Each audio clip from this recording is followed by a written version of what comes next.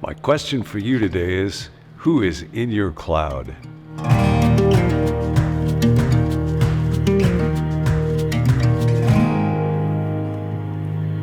We're walking through our stories. Everybody's got a story. Everybody's story matters immensely, not just to you, but to God. And nobody gets the story that they want. There's actually one of the most inspiring passages, I think, not just in the Bible, but in all of human literature, in the book of Hebrews chapter 11, the story of great heroes of the faith, Abraham and Moses and Deborah, and people who they have a strong object of desire. Your story is you have a heart's desire, something that you deeply want. You got problems, there's conflict, and these are both inevitably a part of life. And these people in Hebrews 11 were told they were all commended for their faith because none of them got what was promised. They never got to fully receive what it is that they wanted. They always had to face big conflict, but they kept running. They didn't give up. And then the writer of Hebrews says, now since we are surrounded by such a great cloud of witnesses. What's a witness? It's somebody that can testify. It's somebody who has a story. And you may know the New Testament word for witness is the same as the word for martyr. That's the word that's used in describing that great cloud of witnesses. Since we got such a great cloud of witnesses, let us run with perseverance the race that's marked out for us. I got a race. That's my story. You got a race. That's your story. So my question is, who's in your cloud? Who are the people that are shaping you? Who are the people that have shaped you? And how have they done that? I am inside a little prayer chapel on the campus of Fuller Seminary. And so I've been thinking about this question a lot, who shaped me, because of where I am right now, because I came here a long time ago and there were people like David Hubbard and Ian Pitt Watson and Arch Hart and Rich Gorsuch and Lou Smedes that I cannot think of without a heart that is just so overwhelmed with emotion. There was a group of us that were praying this morning and remembering an old song that was a part of the ministry of Charles Fuller, from whom the seminary is named, by whom it got started. We have heard the joyful sound, Jesus saves, Jesus saves. So that joy is part of the gift that came to me through a cloud of witnesses. But then I think about other folks that are in my cloud who were not at all the kind of people who will be on the faculty of Fuller Seminary. I learned about the Old Testament from David Hubbard, this brilliant Old Testament scholar. But way before him, I learned it from my grandmother, Gladys Hall. And she taught me when I was a real little kid. She was one of the people I helped teach my Sunday school class. And she used a flannel graph. Now that's high technology. And my picture of a lot of those characters is just still those pastel colors. And those stories became part of my story. So who are the people that have shaped your life? And a real important part of learning to grow is to identify them, to be aware of their deficiencies and their inadequacies. And the people who are part of our life will have misshaped us and deformed us in some ways. But to be very grateful that God sent us the people who shaped us. And most likely, pretty much all of them have done that in ways that we can be grateful for. And so this might be a really good day to just pause and think about your teachers, maybe your parents, maybe folks who are part of a church, maybe a friend. Who has shaped you, and how do you express thanks to God for them? How is it that they're a part of your story? And then how do you express gratitude for that? And one of the questions that comes with that is not just who are the people that are in my cloud, but who are the people that God is calling me to help shape? Whose cloud should I be in? We were having a conversation yesterday, and somebody made a comment when it comes to how do you help shape somebody else's life? What is it that enables you? What will enable you today to be a part of somebody else's story? And it doesn't take a great IQ. You don't have to have a PhD from St. Andrews. You know what the number one thing you need is? You need today the ability to listen. To listen to God and then listen to another person. And somebody put it like this: it's important to remember that listening is not the same thing as just not talking.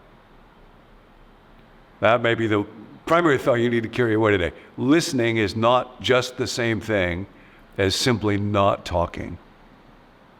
To truly listen means, even in this moment right now, I humble myself. And I'm aware that God is right here, because any place can be a prayer chapel. God, what is it that you want to say? And then I really look at the other person, look into their face and their eyes, and are their shoulders back? And is there a sense of confidence? Or are they kind of slumped? Are they going through difficulties? Listening is not the same as not talking. So, who do you want to be a part of their cloud? Who do you want to influence, and who do you want to have shape you? I mentioned a book on spiritual memoir by Richard Lisher. Also, we're going to walk together as we think about our stories through great giants, people that we all want in our cloud of witnesses. And a wonderful resource, there's a book called Devotional Classics, and it was put together by Richard Foster and Jim Smith quite a few years ago. And it looks at all kinds of remarkable souls, hearts, minds, and some of their very best, choicest words. And so we're going to look at those together. I want to read for you today a little bit from a man named Jeremy Taylor. I was thinking about the people that shaped my life, and my wife is a big one of those. We had been at a conference just last week, and it was a conference that happens every year. And as it happens, she's involved in putting it on, and I've spoken at it for each time that it is convened until this year. This year I didn't.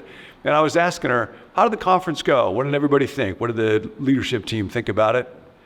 I wasn't really fishing for anything, but I did wonder if they would notice that this year I hadn't spoken. And she said, everybody said this is the greatest this conference has ever been.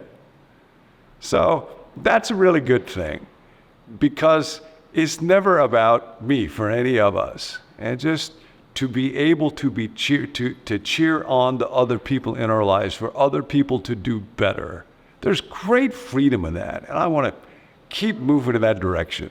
So that's just a little aid. Who's in your cloud?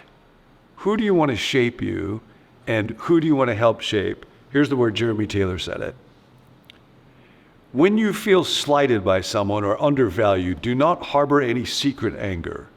Supposing you actually deserved praise and they overlooked your value or neglected to praise you, do not try to seek out a group of flatterers who will take your side, in whose vain noises and empty praises you may try to keep up your high opinion of yourself. That's not who you want in your cloud. Do not entertain any of the devil's whispers of greatness or pride, such as that of Nebuchadnezzar. Is not this the great Babylon that I have built to honor my own name for the might of my majesty? Some people spend their time dreaming of greatness, envisioning theaters full of people applauding them. All this is nothing but the fumes of pride. Instead, take an active part in the praising of others, entertaining their good with delight. Entertaining their good with delight. Today, what's your story? Who's in your cloud? Who are the people that have shaped you? And for all of the good in it, just pause and thank you, God, thank you, God, thank you, God, thank you for this witness and for that witness, for their story and how it intersects with my story. And oh God, would you help me today be a part of somebody else's story? Remember, right now, remember, listening is not the same thing as just not talking. Everybody's got a story. Your story becomes great when you become a great part of other people's stories. Hey, if you enjoyed that video, be sure to subscribe to our YouTube channel so you don't miss any future teachings from John Ortberg here at Become New. My name's Tim, and I'm a part of the team here. This series is all about stories. Everybody has a story, and everybody's story matters. And we want to know about your story, whether it's a story of coming to faith or a story of spiritual growth.